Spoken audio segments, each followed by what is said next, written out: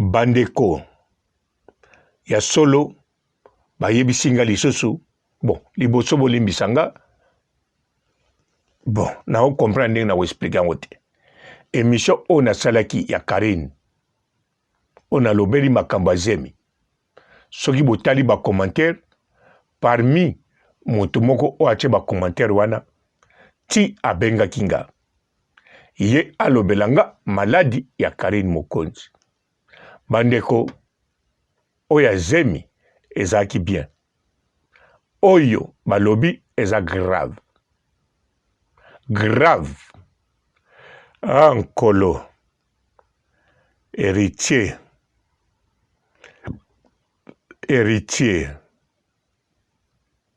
eza grave bandeko héritier bandeko oyo nalobelaki zemi mpo ngai basource ya makambo émission nasali ya zemi eza basource fiable mais oyoyo ezali parmi bato oyo batie bacommentaire mpo baloba na nga papa robo ndenge kaka bakomi wana moko abengi mpo ayebisa nga version oyo yalobi naza nango sire te mais fo naloba na bino mais eza grave ba oyo baza na cœur sensible boyoka te eza grave. Il s'agit de la baronne Karine Mokonzi, Mama YouTube. Eza grave, gravissimo. Mbote ba papa, ba mama, bandeko. Mbote ba rando na ba randonnette. Mbote batoyo balingaka rando na ba oyo balingaka rando te. Mbote ba jeune garçon na ba jeune fille. Mbote bana mike na ba bébé. Mbote ba Sainte Anoirite, Sainte Thérèse, Sainte Ingrid Kabongo. Bandeko Karine Mokonzi empoisonné. Bandeko ezandengwana ndenge bapeselinga version bon panange ya bongo te nazoloba selon moko ya bato atie bacommentaire commentaire ne pe eza wana alobaki nanga alobi nanga pe kombo na ye ya YouTube nakoki pe kolobango soki nalingi mais nakotala soki nakolobango mpo naza na posa na bombango mais soki nalobi eza pe mabe te nakolobango bokoyeba mbala moko nani tango bokotala YouTube na ye na commentaire ya émission oyo nasalaki ya Karine ya makambo ya zemi ke zemi mutu epesi ye maladi wana ndenge asalaki fausse couche mais ye alobi bongo te alobi Karine empoisonné bandeko naza d'accord nango te mais soki naye kosala émission mpo naza d'accord te parce que depuis Karine abeli na ba depuis anniversaire ezalaki alors mpo na nga soki eza mpenza poison donc fo batala bato bayaki na anniversaire soki mbisi yango batielaki ye ndenge nini poisson salé ou bien poisson grillé. Bandeko boyeba bien soki batieli yo eloko wana foko yeba bandeko okoki kokufa sur les champs ole sikoyo to meli okufi okoki pe kokufa te mais ozwi malade batieli yango ebomi yo te mais epesi yo maladi etouche ba organe ekoki pe kobebisa ba organe mosusu na futur ya nzoto na yo mais bon eza bongo te selonga mais wana moto alobi na commentaire mpo ngai nazotala nana kotiela Karine eloko mabe aza te ba oyo bayaki na anniversaire baza bato moko fiable Mutako servir biloko mundele na cuisine ya mundele. Karine avandaki wana na ye mobali na Anse Luzolo na Mike la Duchesse na ba Christelle Fernandez, Christelle Misuni ba Majaki azalaki na bato malamu. Mais non, pananga nazomona ngo eza juste te. Mais bon, le kola de nature eza bongo. Ba oyo basalaka biso mabe fo bazala kaka tozalaka na bango, fo azala proche, fo azala penepe. Donc eza bongo, nature ekendeke bongo. Yango na lobi tika nasala kaka émission. Bien sûr ba misusu bakosilika, mais bosilikela nga te mpo ngati sikoyo nazondimango te. Ndenge so bolobi na nga makambo mosusu elekaka o namoni te o eza grave boye, en tout cas nakoloba kaka na ndimi te. Naza kutu na ntango te nalobaki nazodute, non. Mais soki nazosala émission eza te nazodute to nazomona ngo ekokozala solo, non. Pa na nga nazomona ngo lokuta, nazomona eza bongo te. Mais soki nazosala émission parce que eza hypothèse ya moto amoni makambo nalobaki eza yango te, aye koyebisanga oyo aza nango sur oye ayebi yango nga naye koloba. Sikoyo etikali toyeba na resultat ye moko Karine ndenge wana te, mpo soki batielaki ye eloko mabe ndenge abeli bongo eloko ya liboso fa yoka mwe ata pendant 10 minutes, 15 minutes ou bien 30 minutes, voire même 1 heure du temps, libumu passe wana eza logique parce que mingi ezaka ya biloko ya kolia, soki eza ya biloko ya kolia donc fa yoka pasi bongo, fa yoka douleur, fa yoka somo. Ale sima nango ba grippe ou bien grippe ebandaki ya mbala moko na wana sima beli. Mais bon, bandeko botyango na mutu te, parce que kotyango na mutu eza neti tozolinga to condamné bato oyo très important bayaki wana. Eza pe réponse na pesaki mutu oyo atielinga commentaire wana oyo abengi nga. Nalobi ne atyango na mutu te alongolango. Karine abeli o nga nalobaki so bondimi yango te bozwa kaka abeli normal. Sikoyo akomi bien to akomi kamwa bien, ye moko kaka akoyeba eza bongo. En plus abeli moma moko na soi-disant lipasa na ye Carmen Odia. Alors soki kuna na Congo moko azobela ti siko azokaka nzoto bien te, ntango mosusu eza kaka la zamba, grippe ya la zamba. Tozaka na ba grippe ebele, omona grippe aviaire, grippe normale na ba grippe oyo nango mikolo oyo. Grippe la samba pe kozala, ou bien grippe soi-disant mapasa kozala. Mais Karine Mokonzi abeli normal, eza maladie normale aza motu. Boyeba yango Karine Mokonzi sabela deja na tango malili. Bon, wana pe susu na lobaka ndenge moko, ndenge na salaki émission oyo. Mais oyo wana abelaki azalaki na Allemagne, wana ezalaki hypothèse ngai na imaginaki ke alongoli retard, wana ki imagination.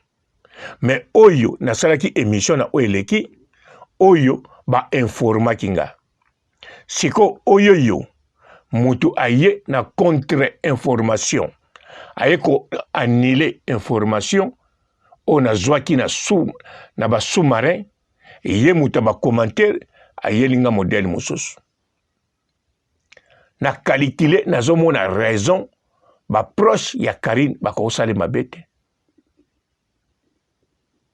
Bien sûr nakanisi ba histoire ba cardinal Malula nakanisi ya ba Jésus mais wana eza makanisi toko kanisila bato mabete tango bato baza bien po Karine bato ya bengisaki nyonso na fete bango tu baza bato oyo baza bien na Karine Karine pe aza bien na bango donc Karine ekozala te na fete nde akute na likambo wana d'avance akute nango te.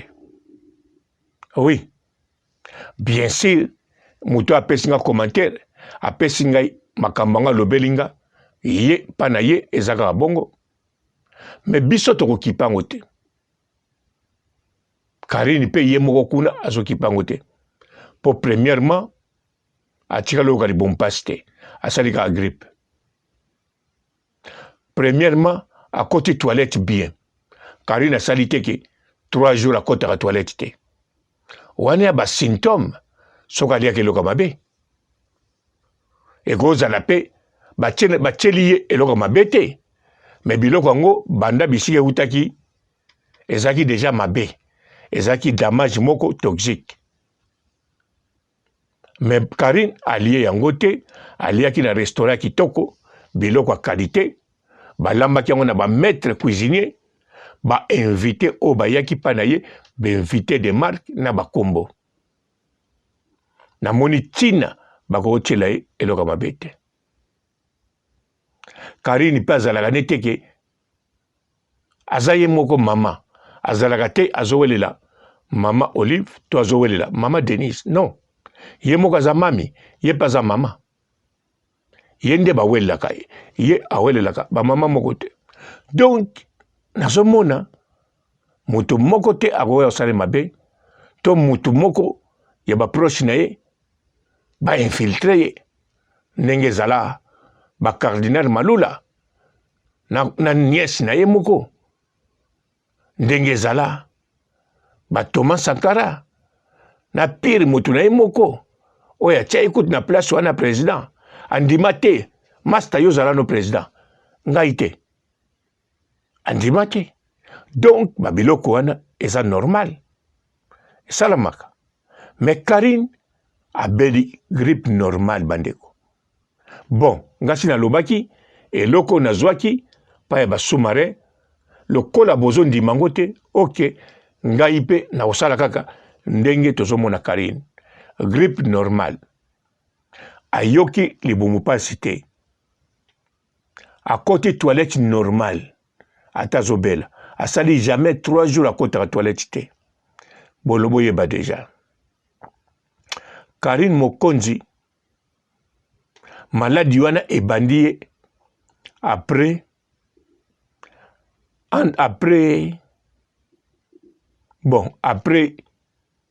entre 6 jours à 10 jours wana anniversaire c'est salama bon comprendre non anniversaire c'est salama ya liboso na mibale eleki 4 jours 6 jours si ma Karine akomi na grippe nalobi te ke alie eloko mabe te yango akomaki na grippe te nalobi bongo te nayebi ke mutu okokoli eloko mabe to soko omeli kisi to batieli yo eloko moko boye donc nayebi ke jour olango ti 10 jours fo esala mwa réaction nayebi donc okokoyoka libomo passe premier jour to kokoyoka na 9e jour to na 6e jour mbala moko beli eza possible eza kutu réalité mais Karine alie eloko mabe te Karine abeli normal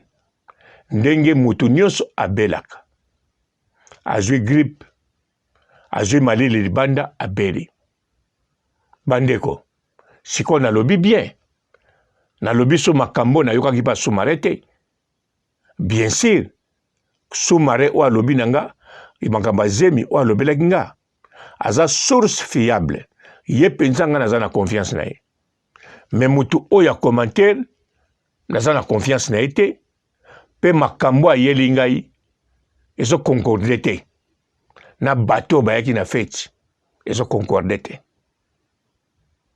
ezo concordé en solo non Mike la richesse non Majaki non Karine aliaka pa tango so panai Christelle Fernandez non ya pesa Karine ba cadeau R2 donc bato tout bayaki wana basa ba zéro faute restaurer za catégorie kusakana te oya lambaka maître diplômé ba serviteur ba fleur ba tchaki wana respiration mopepa kitoko donc eloko moko te zalaki wana na kati anniversaire esala Karine mabe azwa grippe non Karine abeli maladie naturelle bandeko bosepeli ngai réponse yanga papa robo na pièce ko yangwana Karine abeli grippe moko naturelle boza d'accord ou bien boza d'accord te bolo bate papa robo ozolo baboy poka kozana matière non biso toza bato matière te biso toza bato tozalaka déjà na matière toluka matière te Karine Mokonzi aza matière Karine Mokonzi azotambola aza déjà matière Karine Mokonzi azozwa mupepe matière Karine Mokonzi amona naite matière eza kaka menga na ekoloba sujet oyo ezalaki délicate Soumara pesaki ngai alobeli ngai Zeme Longwe ekwei donc fausse couche na sala émission ba commentaire bomoni bino moko bokene tanga ale moko abenginga ayebisanga version mususu siko version na ye yango na yebisi bino menga papa robo pananga na ndimi nanga kutu oyo wana nazwaki pa ya Soumare po azali proche ya Karine mais oyo mutaka ya commentaire aza proche ya Karine te et puis aza déjà na kanda pour commentaire oyo tchelenga so botangi bino moko bokomona aza déjà na kanda nanga donc akokoya na fausse information bien sûr hypothèse yango ezalaka pe réalité mais moi ezala réalité zate pour Karine aoki libompasi te akoti pe toilette chaque jour donc aza na symptôme moko te ya mutu bacheli eloka mabe ya mutu allié eloka mabe donc Karine Mokonzi aza pe guéri gloire à Dieu nga papa robo pe na jango na minute oyo grippe normale bo sepeli sikoyo ok bo sepela tamuke oh boniko. Bonjour fidèles internautes de www.elengiakomba TV. Bonjour, bonsoir, balandi nyonso ya Elengi ya Komba. Congolaise TV. Belé partout dans le monde, partout où vous êtes, partout où vous êtes, Elengi ya Komba TV vraiment. Bonjour, bonsoir, on va abonner fan nyonso ya Elengi ya Komba Congolais TV. Bonjour à mon boss, on a appelé ça vraiment un pandi. Bonjour à mon boss, JP Kiama. Je salue mon boss Balobi, boss des boss Babi, JP Kiama. Bonjour, na Elengi ya Komba Congolais TV vraiment. Ramon Lazana, chaîne de chaque topo, il y a boss de JP Kiama, et boss des boss yani a danger. Donc Maxime Tolo Lazaki. Ya boss na biso JP Kiama, nzambe na ngai. Ba boss bazali ba boss bazali. JP Kiama, le boss des boss. Napesi d'abord bonjour, te ba mbote belé na mo boss JP Kiama, wana na koza ngisaote. Donc na ko le katesana, napesa mo boss JP Kiama, boss des boss. Bonjour fidèles internautes de www.elengiakomba TV. Bonjour, bonsoir, balandi nyonso ya Elengi ya Komba. Congolaise TV. Belé partout dans le monde, partout où vous êtes, partout où vous êtes, Elengi ya Komba TV vraiment. Bonjour, bonsoir, on va abonner fan nyonso ya Elengi ya Komba Congolais TV. Bonjour à mon boss, on a appelé ça vraiment un pandi. Bonjour à mon boss, JP Kiama. Je salue mon boss Balobi, boss des boss Babi, JP Kiama. Bonjour, na Elengi ya Komba Congolais TV vraiment. Ramon Lazana, chaîne de chaque topo, il y a boss de JP Kiama, et boss des boss yani a danger. Donc Maxime Tolo Lazaki. Ya boss na biso JP Kiama, nzambe na ngai. Ba boss bazali ba boss bazali. Eh, JP Kiama, le boss des boss. Napesi d'abord bonjour te ba mbote belé na mo boss JP Kiama wana na kozangisa ote donc na ko lekate sana napesa mo boss JP Kiama boss des boss. Mbote belé partout dans le monde, partout où vous êtes, partout où vous êtes, Elengi ya Komba TV vraiment. Bonjour, bonsoir na ba abonné ba fan nyonso ya Elengi ya Komba Congolais TV. Bonjour à mon boss, on a appelé ça vraiment un pandi. Bonjour à mon boss JP Kiama. Je salue mon boss Balobi, boss des boss, Babi JP Kiama. Bonjour, na bakubali na Elengi ya Komba Congolais TV vraiment. Ngamu na zana chaîne ça kitoko ya boss na JP Kiama ta ay boss de boss ya ni afaya danger. Donc ba samtalo la zaki. Bu, ya boss na biso JP Kiama. Eh, nzambe na ngai. Ba boss bazali Ba boss bazali. Eh, JP Kiama, le boss des boss. Napesi d'abord bonjour te ba mbote belé na mo boss JP Kiama wana na kozangisa ote donc na ko lekate sana napesa mo boss JP Kiama boss des boss.